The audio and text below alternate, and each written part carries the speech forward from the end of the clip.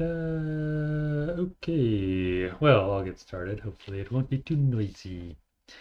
All right, so today talking about John Dewey. Uh, Along with William James, maybe one of the maybe the most famous American philosopher, as I said, along with perhaps William James.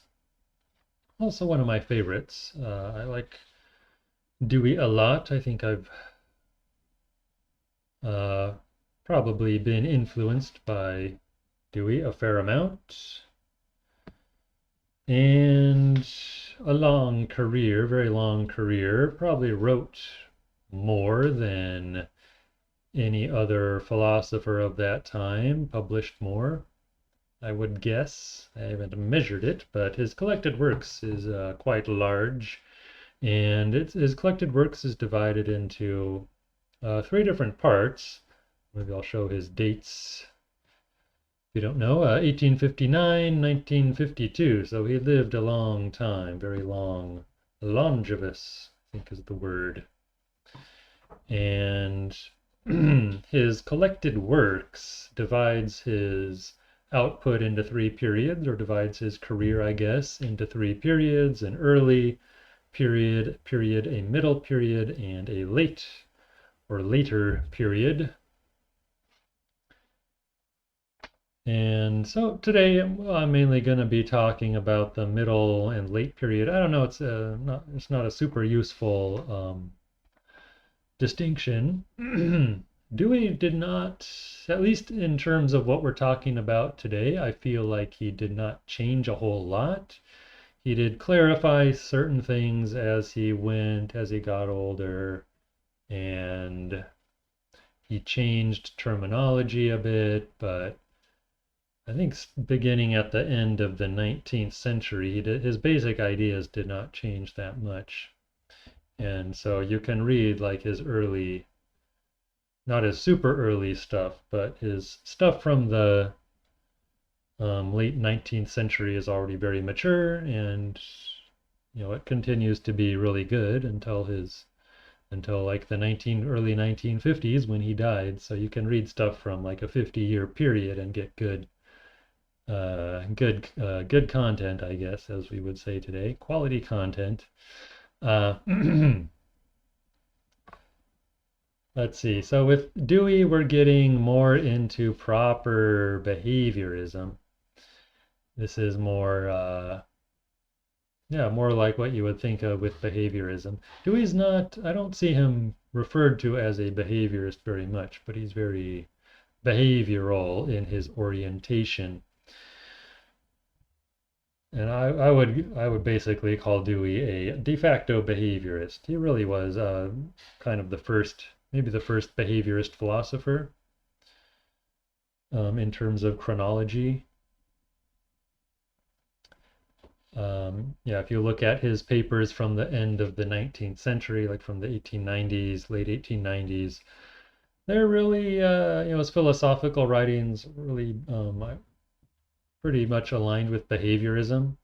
There's ways that he critiques the behaviorism that arose in the 1910s. But yeah, I think he's very behavioristic. If you look at his the essays, for example, collected in Essays in Experimental Logic, in Philosophy and Civilization, at the book Logic, there's a really strong emphasis on behavior, action. He often uses the word conduct, at least in some writings, he uses the word conduct instead of behavior. It's really hard to miss this aspect of his writing. It's really important. And oh yeah, so as I put there, he was one of John B. Watson's teachers. I've talked about Watson in other videos. Well, one usually considered the founder of behaviorism, at least the founder of behaviorism in academic psychology as a kind of school of psychology. And Dewey praised Watson and also B.F. Skinner in his writings. Skinner came along a bit later, but Dewey noticed him and appreciated his work. Dewey's own theory of knowledge, his epistemology, he at least sometimes called instrumentalism, and he defined this as a behaviorist theory of thinking and knowing. So he's was very involved in the psychology of that time. Of course, he taught psychology as well as philosophy. It's been pointed out many times that philosophy and psychology were very close in the late 19th and early 20th century. Of course, historically, they were basically the same thing, or psychology was part of philosophy. And so they still were not totally separated. They were becoming more separate when Dewey was alive, but still, maybe they're still kind of close, but I think they're more distinct probably today. All right. Yeah, I forgot to mention that although Dewey was one of Watson's teacher, Watson claimed he didn't understand what Dewey was talking about. So people usually point that out. So Dewey on meaning, he discusses meaning everywhere, all kinds of his writings. One of the earliest places is his kind of pre-behavioristic psychology of 1887. That was when he was just 28 years old, young guy, neo-Hegelian. There's always there continues to be a certain Hegelian element in Dewey's philosophy, but it's overtaken more by, I guess, Darwinism later on. And yeah, so he has kind of a Hegelian, neo-Hegelian theory of meaning, relational theory of meaning in his psychology, and it quickly becomes more behavioristic. So in his studies in logical theory, which gets kind of part of the larger collection, Essays in Experimental Logic, in his book How We Think, which was revised later in 1933. His really famous book, Nature and Experience, talks a lot about meaning. The Essays in Philosophy and Civilization, which brings together like 30 years of work. Art as Experience, Logic. I'll talk about logic today, the theory of inquiry. So those are some major places to look at Dewey's work on meaning. But he wrote a ton. He wrote a ton of stuff. So there's just some of the major things where he covers the topic of meaning.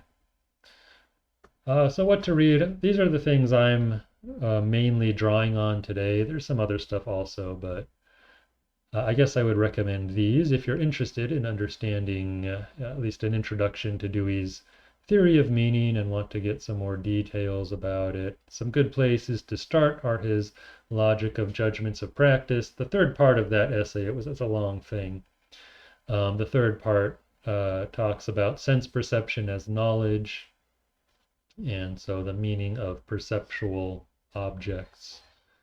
Let's see, so knowledge and speech reaction. This is a really interesting essay too, which I'll talk about a bit. And then of course, Logic, the Theory of Inquiry, a book I like a lot. Mainly talk about chapter 3. Chapter 2 also talks about perception if you're interested in that.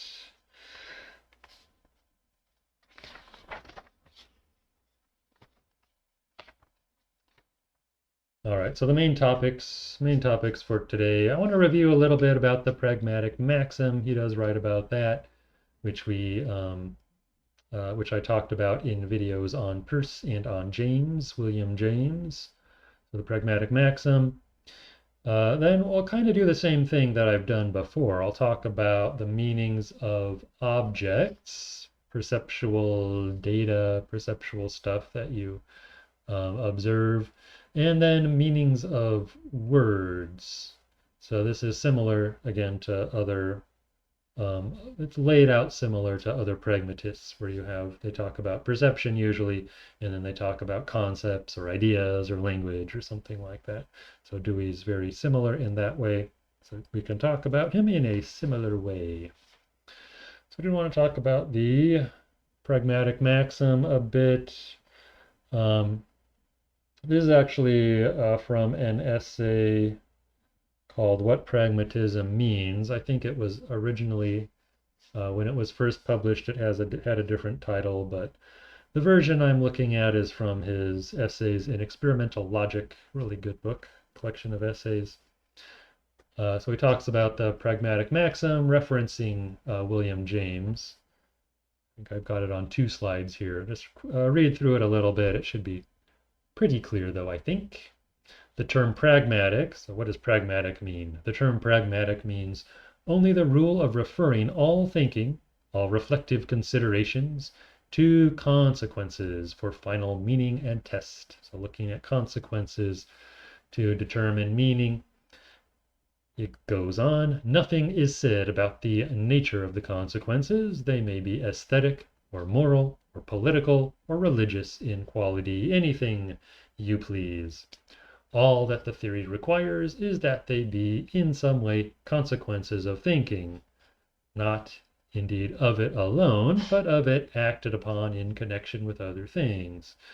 So he's coming back. There's debate about what pragmatists meant by meaning, and he's or what kind of consequences count as consequences in pragmatism. He's saying it's anything. It doesn't matter what kind of consequences you look at. You can look at any of these things if you're trying to figure out the meaning. Could be aesthetic, could be political, whatever. So continuing on with the section, different consequences are alleged to constitute rival meanings of a term. Is a difference more than merely one of formulation? The way to get an answer. So formulation, just how it's said. Is it different words? You might use different words to say the same thing. So is there just a difference in words, or is there actually a different meaning? The way to get an answer is to ask whether, if realized, these consequences would exact of us different modes of behavior. So would they get us to do different things? If they do not make such a difference in conduct, the difference between them is conventional, so just linguistic. It is not that consequences are themselves practical, but that practical consequences from them may at times be appealed to in order to decide the specific question of whether two proposed meanings differ, save in words. So it's a little bit confusing, but the consequences are not all practical, but you can use practical consequences, aesthetic or moral, political, whatever, when you're trying to determine meaning, decide on the meaning of something. So there may be various kinds of consequences. Some might be practical, some might be not practical. I think he's trying to be inclusive here. But practical consequences are a good place to look if you're trying to distinguish two things, see whether or not they have the same meaning. Another important thing I want to mention about this. So in the same essay, Dewey mentions that pragmatists have applied the term meaning in 3 different ways, and these are not, at least he's talking about William James here, really. He's talking about James's pragmatism, the book Pragmatism that I've mentioned before in my talk about William James. And you need to keep these 3 things separate. They're not always clear in James. But I've kind of, even before Dewey lays this out clearly. So, but I kind of had an inkling of this before I read Dewey. I kind of noticed it. But Dewey makes this very clear, which is nice. And you need to distinguish the meaning of objects, the meaning of ideas, and the meaning of truths. James talks about all these things, and sometimes it's not clear which one he's talking about. You have to kind of make sure you're understanding the right kind of meaning. So I've said a lot in all my talks about basically objects and ideas, or perceptions and concepts. Percepts and concepts James used, and other people have used other words for those things. I haven't said that much about truth. because that's a whole other major topic that I want to leave for a different series of videos. But Dewey's point is that meaning in pragmatism means something in each of these different cases. So you have to understand how that works. So the meaning of an object is the attitudes and the conduct that an object requires of us or arouses in us. The meaning of an idea is the changes it requires us to make in objects. So objects are the meaning of objects is kind of from the world to us. The meaning of ideas is kind of from us to the world, right? And then the meaning of truths is like, if we take this idea as true, if we take this statement as true, what are the consequences of that? And that's more, by consequences here, we're talking about value or importance. So is it good or bad? If we take this as true, do we end up with good consequences, bad consequences, desirable consequences, undesirable, satisfactory, unsatisfactory, and so on? Or is it just kind of indifferent, like doesn't really matter? So that's about truth. So we have these three things. Again, I'm focusing here. I'm going to focus on objects and ideas mainly. And some later time I'm planning to do a thing about truth, because that's just its own separate difficult topic. All right, so Dewey on meaning in the perception of objects. So the meaning of objects, I want to get into that. So a terminological thing in Dewey's Logic, his book, Logic, the Theory of Inquiry. He actually has different terminology for objects compared to words. So objects, he talks about as signs or things you perceive that are not language. He calls these signs, and they have significance. And then symbols, so he's talking about language here. We have language symbols, and these have meaning. So the objects that we see have significance, or see, I shouldn't say see, but the objects we experience, observe, whatever, have significance, or the, say, nonverbal signs have significance, verbal signs, language has meaning. All right, so we've already seen many pragmatists make a distinction between the content and the import or function of a sign, and talking both about objects here as well as words or concepts. And they generally emphasize function, and Dewey is really no exception to this. He's really functional in his orientation. The content or the qualities of perception alone, he seems to suggest, his theory suggests, may have some aesthetic importance, and aesthetics is an important topic in James. But normally we care about the functional aspect of signs. And even I would say the aesthetic appreciation of an object is a kind of functional use of objects or perception. When you're focusing on the qualities of objects for aesthetic purposes, that's still kind of a functional thing. So what is significance or meaning, right? Meaning and significance are kind of the same thing, but he uses significance to talk about non-linguistic or non-verbal signs. So in the article I mentioned earlier about sense perception as knowledge, 1916, Dewey writes that most of our perceptions are terms in practical judgments as propositions of what to do. That's a kind of confusing statement. We'll come back to parts of this, but terms in practical judgments as propositions of what to do. So they make up our sense perceptions go into our practical judgments about what to do. At least they're a factor in our practical judgments about what to do. So a sign is a sign of something to be done, he says, a sign of something to be done. And of course, this depends on context.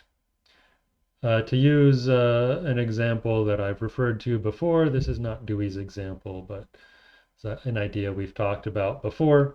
A tree, take a tree, your observation of a tree, perception of a tree, can be assigned to do many different things depending on the activity that you're in, the social activity.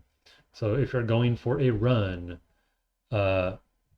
perception of a tree is mainly, well, it could be different things, but at least it could be a sign of something to avoid running into, right? It's something that you don't want to go into. If you're playing hide and seek, like you're a kid, or you're playing with a kid and you're playing hide and seek, a tree could be a sign of something to hide behind. It could be a hiding place. If you're a logger or an arborist, which is like a tree doctor or tree surgeon, we also call them, if you're working, you're on the job, a tree could be assigned to do some kind of inspection, perform some kind of operation, some kind of activity on the tree. If you're a nature artist, you're an artist, you like painting natural things, you might stop to study the form and color and the details, the visual details of the tree, and so on. So if you're another example, if you're a member of a certain nature religion, you might engage in some form of worship. So it's assigned to do something depending on who you are, what you're doing, and all that. An interesting thing he talks about connected to this is surplusage. So do we only see what we need? Do we only see things as signs of things to be done, or do we see more? Do we see more of that, of objects? So Dewey writes that, or argues that when we see an object, we tend to see only what we need to see in order to know what to do in terms of that object. However, what we need to do is not always immediately clear. So this is what Dewey means when he says that a sense perception is a term or a factor in a practical judgment. We don't always know right away what we need to do given some perceptual information. When a logger sees a certain tree, someone whose job is logging, when they see a certain tree, he may not know right away whether it's a tree he should cut down or not, right? You might have to inspect it first, see what it is it good enough, is it the right size or not, the right age, the right condition.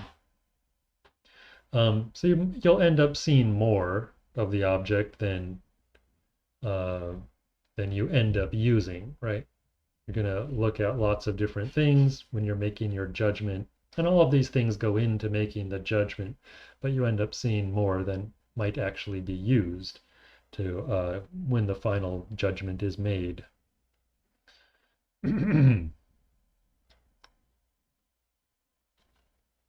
Yes, and then there's another interesting issue here with significance as consequence versus significance as cause.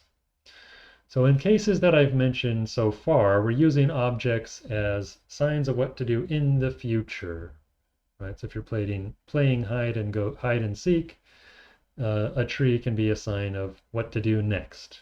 It's the immediate future, but it's still, the future, a sign of something you need to do coming up, in the next second, next minute, whatever. But there's another more roundabout way this happens. So we treat an object as an effect of something else. So instead of the object being an immediate cause of our behavior or an immediate factor in our behavior, we treat the object as a factor of kind of something else that created that object. So this is an example that Dewey gives. So a mother hears a certain noise that she judges as a sign that her baby needs attention. She goes into the baby's room, but she sees the baby is sleeping peacefully. So it wasn't the baby. So what made the noise? Eventually, through observation. She figures out it was made by a swinging door, like a creaky door. Um, so this may be a sign of something to do, right? A creaky, squeaking door is a sign that maybe you need to oil the hinges of the door. But it also may be a sign more for the distant future of that you need to distinguish the sound of the child from the sound of the door. So you've figured out the cause of the sound, right? The significance of the sound is that it was caused by in a certain way. That was not the baby, it was caused by the squeaky door. And this does affect your behavior in the future, right? Because once you know that there's this other thing that can cause a similar noise, then you know to pay more attention in the future to that difference, to notice some difference in future behavior. Take account of that in your future behavior. So by finding out about the cause of something in the past, she affects her behavior in the future. So instead of immediately responding to the sound as a sign telling her what to do, she figures out the cause of the sound, and then that gives her information about what to do in the future. And this gets at error, the idea of error and truth. This is something Dewey writes a lot about, and other philosophers and psychologists at the time and even today write about. So the mother perceived something, but her judgment about it was in error. She thought it was one thing, turned out to be another thing. She then sought the truth of it, what actually made the noise. She found the true cause of what she perceived. But the truth doesn't just stay there, right? It doesn't stay where it is, so to speak. It becomes a factor in her future behavior. So when we judge the significance or the meaning of a sign, here being some object in the environment, some object of perception, we're determining what is to be done in the face of it. So that's the first part. So consequence, we're determining what should be done. What is the consequence for our behavior? Or we're determining the cause of it in order to determine what to do in the face of it. So there's kind of these two ways, at least two ways of these two ways that perceptions influence our conduct or behavior. One more direct and one more mediated, and this will come back later when we talk about language. All right, so there's a lot more that could be said about Dewey on perception. He wrote a lot about this. It's a very rich and powerful theory, but just to avoid getting bogged down too much, I'm going to kind of stop it here. End the section on perception here. But I want to go into his theory of language a little bit. This also is very rich and detailed and interesting. We're just going to focus on a few things relevant to the theory of meaning. And yeah, so this is where he was more likely to use the word meaning. So significance is a word, at least in his book Logic, that he uses when talking about perception, nonverbal signs, I would also call them. And meaning is when he's talking about verbal signs, or what he would call them symbols. But he sometimes changes his terminology. So anyway, Dewey on meaning in language. Language is related to meaning in two ways that he talks about. Related to what we've already been talking about. So language helps determine perception, and language helps determine action. So language is one part of the process by which we determine the meanings of objects or events. So things that we perceive helps determine our perception. This is going into the one of the other articles I mentioned, knowledge and speech reaction, which is a really interesting article. And then language is itself an object or event that has meaning in determining action. So perceptions of things are factors in determining action. And language is one of those things that you perceive that helps determine your action. So in both cases, meaning can be understood as some course of action. Language helps us determine what to do in some indeterminate situation. It makes an indeterminate situation more determinate. And it's itself a feature of situations that we behaviorally respond to.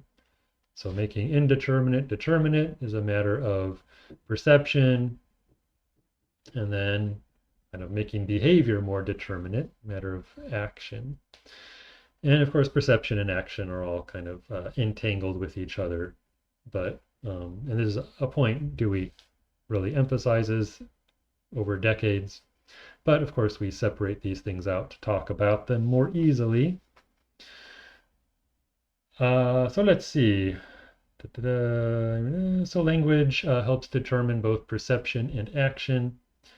In terms of perception, we use language to clarify. So language helps us clarify our perception, better adapt to a situation we're in. If we're having difficulty completing some action, the situation is unsettled, less determined, unclear, we use, we might go over it in speech. That's one way we help resolve confusing, complicated situations. We talk about them either in inner speech, or we have conversations about them with other people. And this helps us see or observe or perceive the situation more clearly. So he gives some examples. Someone hands you an unfamiliar object. You might have trouble using it, right? If you're not immediately sure what it is, it's not quite like anything you've seen before. But if someone tells you, this is a knife, or this is a flashlight, or you need to hold it like this, you suddenly perceive it in a new way, right? You perceive it more clearly. You're able to act by means of it more confidently. So you're ready to use it, to operate the thing now.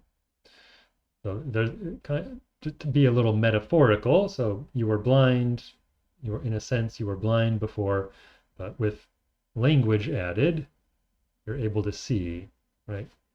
Things are unclear, language helps focuses, this is a knife. I know how to use a knife. So now I know how to use this thing. It wasn't quite clear before, it looked different than other knives I've seen, but now I got it. I see it, right? And we think we do this with broader situations too. So if you're in some confusing situation and someone tells you, this is a competition, or this is a celebration, or someone tells you if you're having trouble and someone says, this is a learning experience. Okay, so now you kind of know what situation you're in. You're able to make sense, perceive things that you maybe did not perceive before. So there's rules and conventions that come along with describing something as a competition, say, or whatever it is. You know how to act or adapt yourself to use Darwinian language. Of course, Dewey was influenced a lot by evolutionary theory, as I've already mentioned. So he'll throw in the word adaptation in these kinds of situations. And then in terms of action, so focusing here on action, how language helps determine action, language also has two functions. So in logic, Dewey divides language codes into two main kinds. So there's two main kinds of language codes. And this is related to the distinction we've already made between the significance of an object for our immediate behavior and the significance of an object as an effect or consequence of something else that has a more distant bearing on our behavior. I mentioned the baby's cry versus the squeaking door, where the baby's cry, if it's really the baby's cry, then you know what you need to do to respond to it, you go respond to it. But if it turns out not to be the baby's cry, you want to find the cause of that cry, and then that has implications for your future behavior. So we might call these direct and indirect. These are words that he uses. Direct and indirect language codes, I think, is possibly the phrase he uses. um, so let's see. Direct and indirect. Yeah, so for example, example I put up there, please pass the salt. That's a direct, relatively direct um, use of language. You're expecting someone to do something in response. Right? If I say, please pass the salt, or other conversational things like, it's hot today, isn't it? That's a direct use of language. I want my listener to do something. I want them to pass the salt. I want them to say something in response. Right? So response, of course, could be verbal, could be language, but I want them to want you to do something right now, or I want myself or whatever, the listener, to do something. I'm expecting a kind of direct response. Indirect, um, this is often like written language, books, articles. I would also put in this example Dewey has is with books. I would maybe add advice, like general life advice and stuff like that. I would put into this indirect, or he also uses the word contingent, this indirect or contingent use of language. So just a very simple example, like if you tell someone they should look before you leap. Right? You're not talking about a specific situation, but you might, if you're giving someone advice, you might say, look before you leap. So I don't necessarily want you to do something right then, but I mean, if in the future you're in a situation where you need to make some big decision or take some drastic action, you should think carefully about the consequences. So I'm not specifically expecting you to do something right then. It's more of a contingent use of language. If you're in some situation, then take this into account. Yeah, let me go on. I think I'll say more about that. But I want to mention what he means by, say more about what he means by language. This is an interesting passage from Logic, which I think will give you a better idea maybe of language, of what language is. Yeah, I've thought of doing a whole series on behaviorism and language, which I might do, and this would fit in well with definitions of language. Well, let me go through this. So he writes that a sound or mark of any physical existence, so thinking of like a written word or a word that someone says, sentence that someone says, is a part of language only in virtue of its operational force. That is, as it functions as a means of evoking different activities performed by different persons so as to produce consequences that are shared by all the participants in the conjoint undertaking. So it's about basically coordinating behavior. Grace de Laguna would call it coordinating behavior. This fact is evident and direct in oral communication. It is indirect and disguised in written communication. And he says more about written communication. So where written literature and literacy abound, the conception of language is likely to be framed upon their model. Yeah, so there's a complaint other philosophers have had, that we tend to view language as something written rather than something primarily spoken. And this kind of interferes with our understanding of what language is. Yeah, the intrinsic connection of language with community of action is then forgotten. Language is then supposed to be simply a means of expressing or communicating thoughts, a means of conveying ideas or meanings that are complete in themselves apart from communal operational force. So to gloss what he's saying here, so these sounds or marks are part of language because of the function, the particular function they have in human life. So such a mark, like a word, written or spoken word, is mutually understood if the perceivers of it are able to act in such a way as to produce consequences that they think are appropriate. So, acting together to produce some kind of agreed on or understood consequence. If a bit of language, so some piece of language leads to consequences that the speaker and listeners think are right, correct, then we can say this, that they shared the same meaning. They had the same meaning. This is more obvious when we observe spoken language. Written language is more often indirect, as we've talked about. So written language is more often indirect. It's not as obvious that written language is something that also influences behavior. The connection is more indirect, more contingent. A written text seems to exist on its own, apart from behavior, right? Complete in itself, apart from any behavior that might result from it. Reading, of course, is a kind of behavior, though. Obviously, reading is some kind of behavior. When we read a narrative work like a novel, so this is something Dewey says around this passage, we build up pictures and scenes to enjoy. So that's another aspect of our behavioral response to a book. So we build up scenes that we're enjoying in whatever mode. And this can be more like play, maybe a play-like behavior, unless we're in a critical mode of behavior and we're trying to understand more intellectually what the author was really trying to do. So what's the author's real meaning? This can be more of an intellectual mode of response to a text. And reading a scientific treatise is actually a bit similar. So when you read like a scientific treatise, a scientific paper, you're supposed to imaginatively construct the materials and operations which led the author to certain conclusions. So you're kind of building your own model of the experiment or whatever imaginatively and following that out, coming to conclusions. It's like this, it's like this if situation.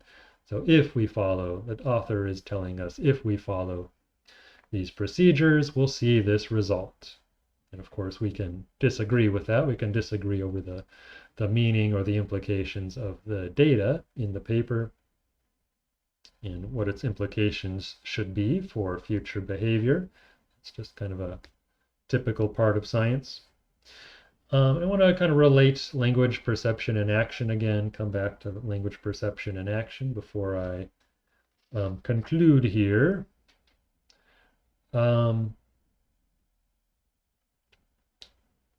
Right, so the relation among language and actions and perceptions, perceived objects, can be understood maybe in this way. So if I say cloud, if I say the word cloud in isolation, the word is virtually meaningless, right? I might mean any number of things. So did I just see a cloud? Do I want you to draw a cloud? Do I want you to look for a cloud? Is cloud the answer to some question I was thinking of or some riddle I was thinking about? So the meaning is indeterminate, right? If I just say cloud, what does that mean? If you have no mutual participation in the activity that I'm involved in, you don't know what I'm talking about. So we need to be involved in some conjoint activity, some mutual activity for words to have practical meanings. Otherwise, you just kind of have maybe the general idea of a cloud, but you don't know what to do with that. How am I supposed to act? On the other hand, if someone points to the sky and says, "What is that?" That's an action, a gesture. Well, it's also a language, but if I'm pointing at something, if I don't know that the person intends to point at a cloud, I don't know the meaning of the gesture. I don't know how to respond to the gesture. Do you mean the sky? Are you pointing at the sky, or the color of the sky, or are you talking about the gesture? What is this gesture? Do you mean the cloud? Does the person mean the cloud or the shape in the cloud? Some passing bird or something. So here the object of perception is indeterminate. What am I pointing at, or what am I indicating? So it's the surrounding activity, again, that it's the surrounding activity that we share. It's kind of the shared activity that gives meaning to the words or allows words to be applied to objects or events.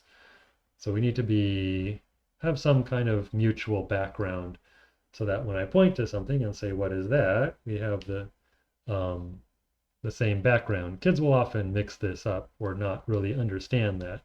So a kid might say, what is that thing? And like, I need more. The kid will walk up to you and say, what is that thing that I saw? Like, you need to be involved in the same situation or have the same situation in mind to be able to apply the language to clarify that situation. So if we're involved in some mutual activity, then my naming of the object helps determine your perception. So say, what is that? That's just a bird. Like, oh, okay, so now I understand, now I see. And we talked about this earlier. One final point maybe is on the question of novelty. So language is important for novel behaviors. Language allows us to put meanings in new relations with each other. So existing perceived objects just have the connections they have, at least as a matter of perception, right? You can't perceive things that aren't there.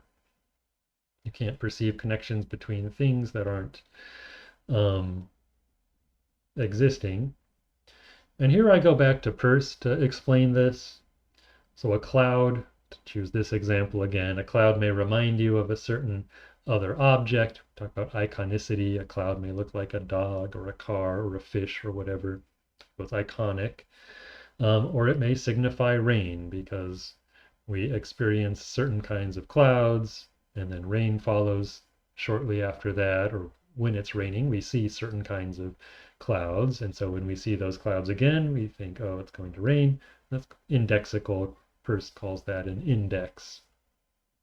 But the word cloud may be put into really any context with other words, right? So you can take the word cloud and put it into any other kind of symbol system, any other kind of world of discourse, and talk about it in many different kinds of contexts. So the word cloud can appear in aesthetics alongside very different kinds of words. It can be in literature, like a novel. You have cloud used in different ways. Science, we have it in meteorology, climatology. Talk about the fluid mechanics of clouds in relation to other types of gases or liquids. So you can put the word cloud into propositions having nothing to do with what can yet be observed. So you can put cloud alongside other, connect it with other meanings that you would not typically observe in normal experience and produce something new. And so, for example, you can produce a hypothesis and then go out and see if you look at things in a new way and see if you're able to verify your hypothesis or not. You can come up with a new kind of activity relating to clouds that no one has ever done before or other objects.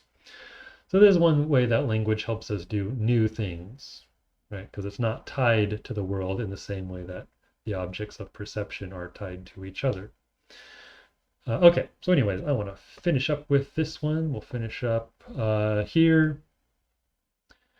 So I mentioned, just to quickly review, I mentioned Dewey's comments on the pragmatic maxim, relating meanings and consequences. And importantly, he mentioned the three kinds of meanings. So objects, ideas, and truths, meanings of objects, of ideas, of truths. which are all different. You got to pay attention to which one someone is talking about in philosophy.